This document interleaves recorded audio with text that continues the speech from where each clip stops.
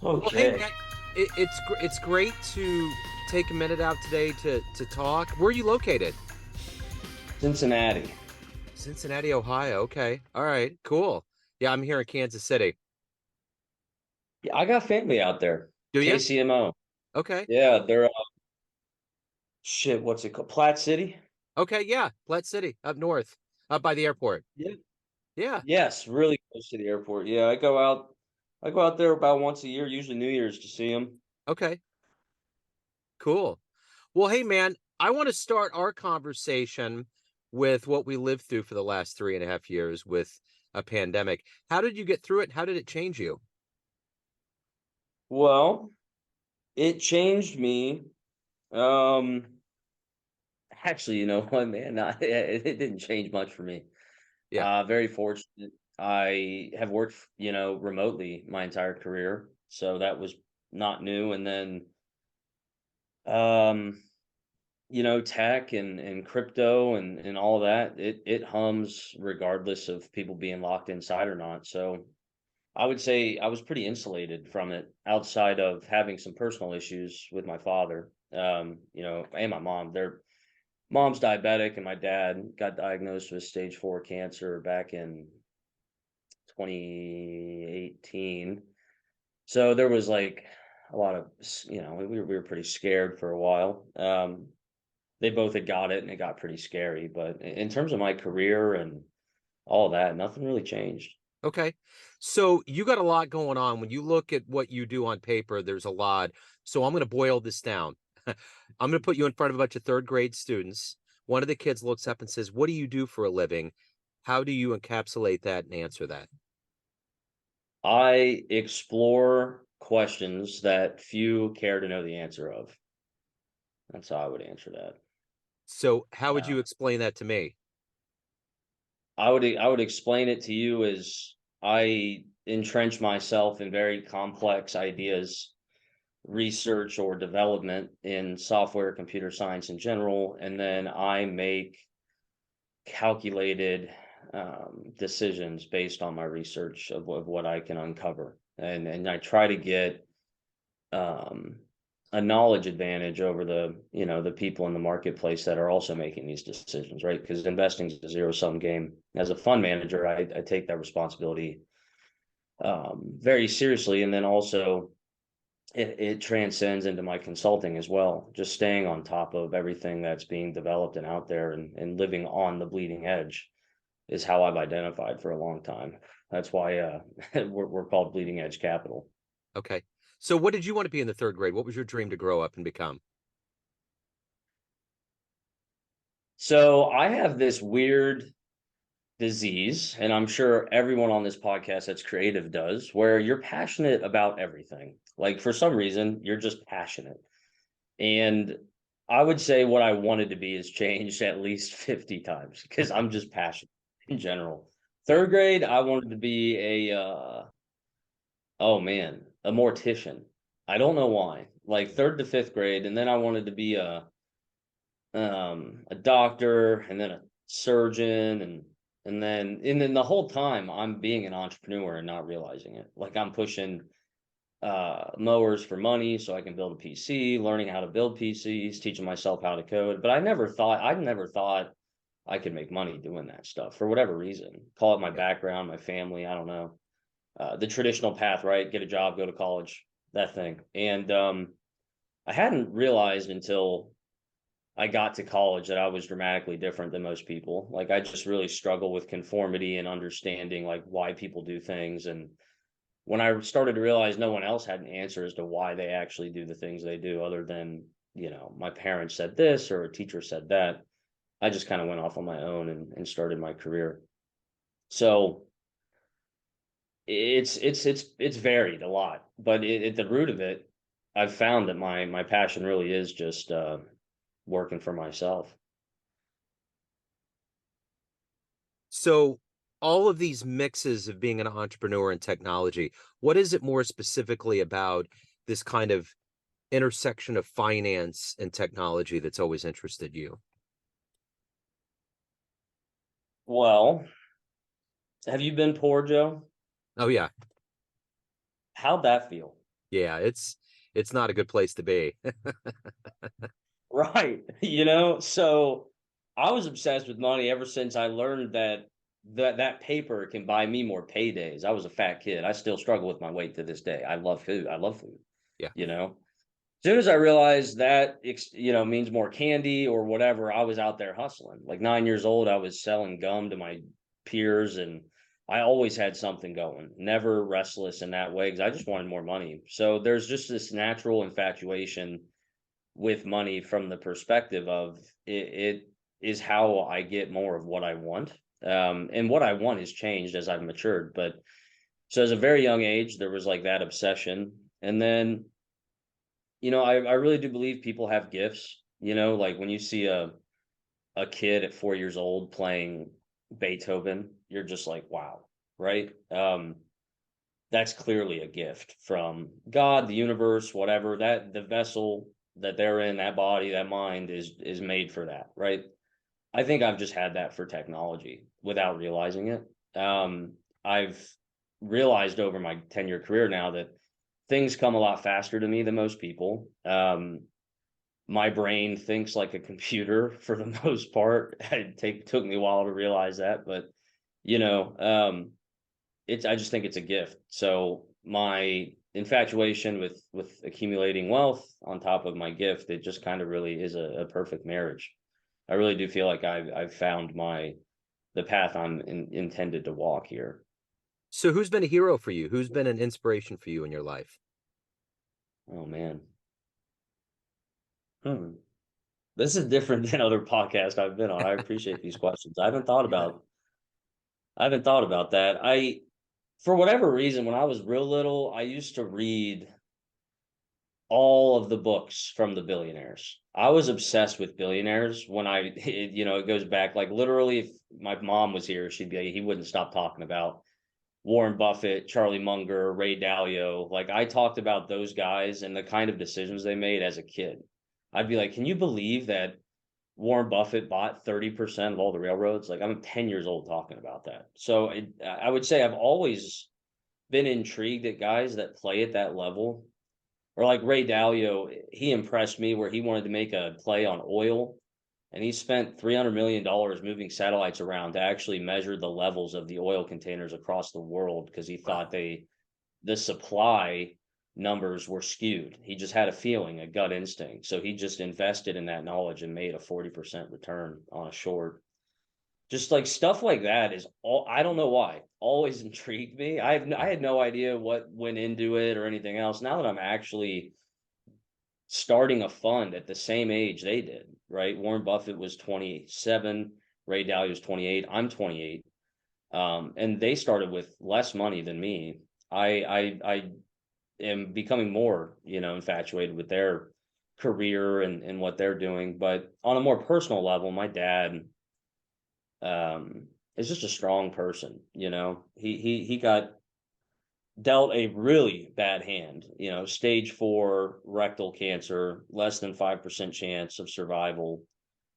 I My life was turned upside down when I had to go home and kind of become the patriarch of my family for a while. And just seeing him persevere through that, he's still here by the grace of God. And that really did make me realize I have some salt and iron in these veins, because he went through a lot and he's still here, still happy, still giggling, laughing, having a good time. Never really traded his character or got down on himself. Um, it really brought us close together. So I'd say my father with a mix of random financial billionaires for no reason other than I just think they got balls of steel, man, to Yeah. be like holding billions of dollars of people's money and not afraid of the consequences and just sticking to their guns and their intuition. I feel like that's the equivalent of someone with my gift. I feel like that's the equivalent of an NFL or an NBA or something like that. It really is the best we got. Yeah. So if you can meet one person alive on the planet right now and spend some time with them, who would it be? Elon Musk, probably. Yeah. It's just because I think it'd be interesting. Yeah. I don't know what I don't think he'd help me, but I think about I live in the future like a lot. And I know he's way ahead of me in that department. So it'd be cool to talk about what he thinks possible by 2040 Yeah. versus what I think. I'd like to know how fast he thinks, things are coming, or the things I'm researching, like quantum computing, or the space industry. Yeah. How soon are we going to be mining asteroids, right? And how are we going to fund those? Is it going to be through blockchain or some kind of liquidity protocol? Or I would just like to have those kinds of conversations with him. I think it'd be interesting to see Yeah. his mind work. Yeah. I've listened to him on Rogan, and he gets into it. He delves into the vein pretty hard, you know. It's the kind of guy he is. Yeah. So obviously with him and with Buffett and all these billionaires you've talked about, they have a high level of drive in their lives. What is that for you every day? What gets you out of bed? What gets you to want to accomplish what you want to get done with your life? Honestly, like this never ending kind of voice that tells me I'm not good enough, I think. Mhm. Like a deep insecurity that this could be the only shot I have. And I uh I constantly think, what if? What if it was better than you thought it could be? Or what if it got bigger than you ever imagined? Or what if, you die tomorrow and your dreams die with you? Like a lot of what if questions that keep me up at night and in the morning, like, what if you don't post those 30 videos this week? Or what if you do and then you get famous and make money? Just a lot of what if questions. All the people I can help. What if you make 10 million with your fund and you can pay off your parents' house, pay off your sister's house, just thinking about those things constantly. And then when I don't do things that work me towards those big what if questions, that voice pops up. So I almost feel like, that insecurity has a gun to my head at times. It's like, come on, dude. Like, you're just going to sit there and be a bum. Like, what are you doing with your life? Yeah. Kind of thing. So what's been one of your favorite success stories as a professional? Well, it's recently just happened, brother. 3 years ago, I had a little less than 3 years ago, like January 4th, 2021, I was 140 pounds heavier and I had $800 to my name and I was suicidal. I was really going through more than I had ever went through before. In part dealing with litigation and not getting paid from a client. Can't really speak more about that, but that was going on. And I had to move back home with my folks at 24, and I took a loss on a condo, shut down my business for a loss, basically just said, screw it, I got to be there for my old man, nothing else matters. And I was drinking heavily through that period of time, probably 3 years, 2 years of just like a handle every third day. And I went to 400 doctor's appointments with my dad. He never had to worry about anything. My mom was strong, but her last living relative had died, so she was pretty despondent. And I just had to put the whole family on my back, drank through it. And I kind of got to a point where I was like, if my dad goes, like, I'm going to go with him. But if he doesn't, I'm going to change my life. And I'm just holding up my end of the bargain because he's still here. In that time, I've gotten sober almost 3 years. Um, Lost 140 pounds. And I've grown my net worth and my income to the mid six figures in that time. And I just feel like I'm on the back of a rocket ship doing things I never would have thought I'd have the confidence to do 3 years ago. The pictures alone are just like, wow, I feel like a completely different person. So just overcoming that level of personal strife and depression and coming out on top just makes me so proud of myself. So you've obviously gained a lot of wisdom just with what you said and throughout your life. If you could go back to that senior in high school version of you, you have a dream and you run into that version, and you could give that younger version of you a piece of advice based on the wisdom you've accumulated, what would you tell that young version of you? It's a cool question, man. And I'd say don't change a thing. I want you to run straight forward with those bright eyes and get wrecked the way you did, because you'll be damn proud of yourself at 28. You know, you're going to spend the next 7 years going through absolute hell, but it'll be absolutely worth it at the end. And that would be my message to any kid, to anyone out there, you know?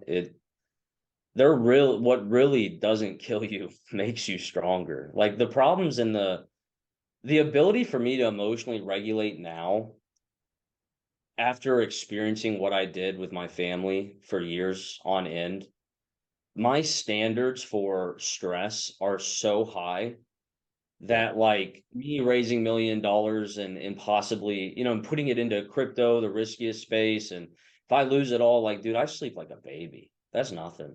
That's Yeah. nothing compared to what I've been through, and I would urge people to go out and get some suffering in, because if it doesn't kill you, you will become a better person. And the ups and downs I've went through have done nothing but mold my character into something I'm exceptionally proud of and confident in. I feel like I have enough self-worth now to just be in any room, have any conversation. And it takes a lot, for me at least, it took a lot of trauma to overcome and heal through to be that strong. So I'd So, say don't change. yeah, absolutely. That's great. That's totally sage advice. So, if you have a chance when we get off the phone, a time machine pulls out, and you could go back in time and see any event in human history with your own eyes, where are you going? What would you love to have seen happen? Oh man. God, you got some good questions, Good. Joe. Yes, sir. These are things I've never thought about. This is interesting. Cool.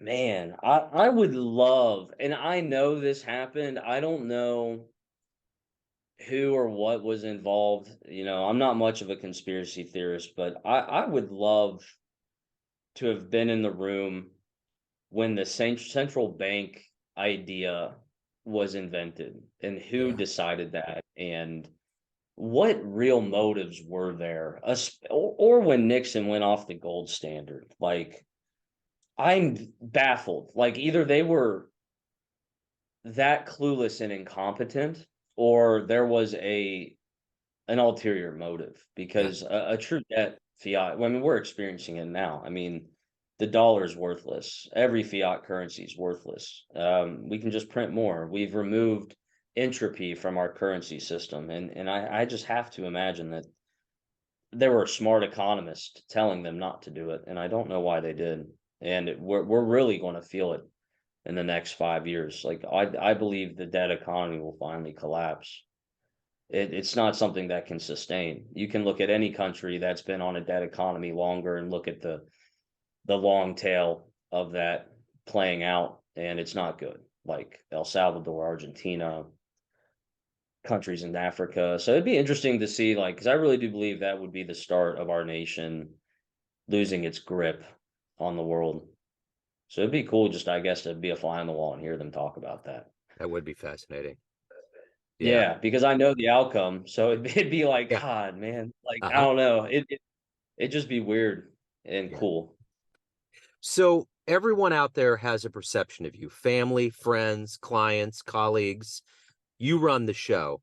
What's your perception of you? Who do you think you are? I still feel like a kid, man.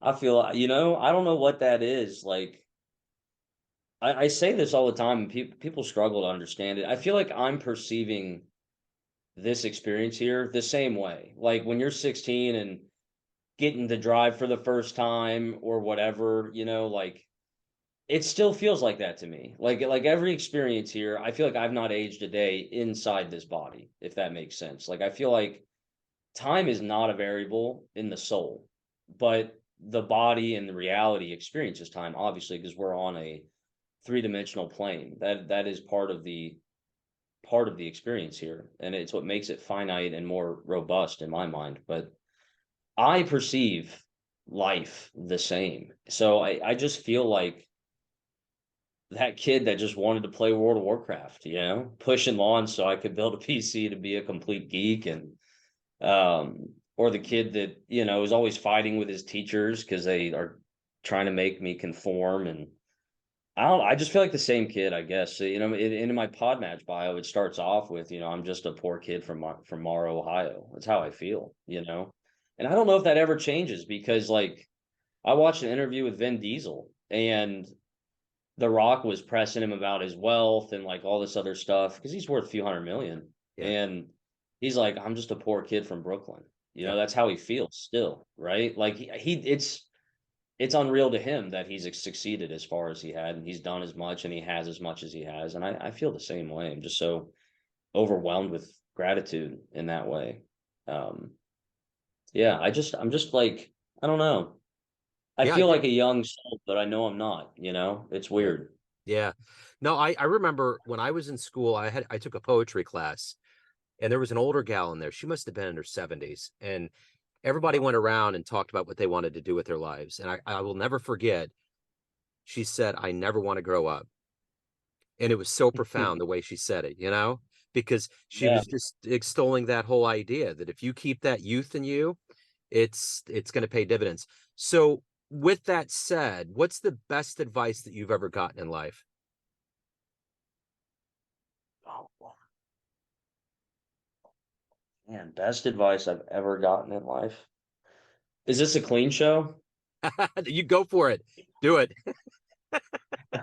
You leave Uh, yeah, my uncle, man. I looked up to my uncle so much. He was a wonder kind, and I have a lot of him in me. He was gifted. Back in the 80s, he had multiple patents that are used to this day in computer science. And my whole family struggles with addiction, drinking or sugar of one kind or another. We always have, and everyone's died young. I don't think anyone's lived past 70 except for my dad's mom. And he had a company called Smart Pipes, and it had grown to almost $1 billion. And he turned down an acquisition from Oracle. The dot-com crash happened, and his 400 million turned into 6 million. He got acqui-hired, aggressively taken over by Oracle, and he never recovered, drank himself to death. And he was terminal, and I took him to Costa Rica because I was doing well with my software development company at 19. I kind of have a similar arc to his life. That's why sobriety to me is so important, amongst other things. But we were on the beach. He had maybe 7 months to live, and he knew it. And it just resonates with me where he said a lot of things that night. One of which was he believes his ultimate mistake. He said he could have recovered from Smart Pipes if he would have had the right woman around him. And I believe that's why I'm still single to this day. Very careful in selecting my mate. No unplanned pregnancies or anything. Very like conservative in that area because of that advice. Because I really admired him. And another thing he said, which I've had no issue doing, but just fuck them in general. Fuck everyone's opinion on what you're doing, who you are, what your visions are. Fuck them if they don't understand. It does not matter if you have absolute faith in what you're doing. Just fuck them. And I would tell anyone that it literally has no impact on you. I've had to cut ties with people I adored because of that. And if they're not, it's helped me really identify two types of people, and I break them up like this. There's a vacuum and a battery. A vacuum sucks energy from you. After you're around them, it could have been a positive exchange. But if you felt less than after being in their presence, either by the conversation or just a gut check, a vibe, whatever you want to call it, if they sucked from you, and you're not revving higher like a battery, just avoid those people. Fuck Yeah. them. They're not worth your time. You Yeah. know, I like being around people when I leave, even if we talked about like NASCAR, but they're so passionate about NASCAR and engines, and they won't stop talking about it. When I leave them, I feel fueled up, and I know nothing about cars Yeah. or NASCAR or anything else. I only want to be surrounded by people that are batteries, and that was like some really sage advice I've listened to that's helped me immensely since that night in Costa Rica. Just That fuck them. is. Yeah. I say that all the Yeah. time. I If get it. someone's complaining about a coworker or whatever, just screw them. Yeah. It's not worth your time. Absolutely. No, that's great advice. So, Jake, if anyone out there wants to reach out to you, learn more about you, hire you, what's the best avenue to do that? You all can find me at JT Knows Things. That's on any platform of your choosing, and you can DM me there or look me up on basically the JT Knows things will lead you to my link tree and take you to all the companies and everything that I'm doing. And I love helping people. I know we didn't really talk about it here, but I do love helping people understand blockchain. That is what I do. So amongst self-help and all the stuff that we talked about here today, I also really enjoy helping people understand how powerful that technology can be for themselves and their family. So reach out with any questions you have. I love helping. I wanted to open the door up for everybody to be curious, to get the kind of the jugular of who you are. Thank you for your story. Thank you for being raw and open. I totally appreciate it. And we got out of the door here in 2 minutes. We did good. It's our first Thank Halloween treat of the day. Yeah. Thank you, Joe. It genuinely a really cool, like, those are cool questions, man. You're good at that. Thank you, sir. Those are Yeah.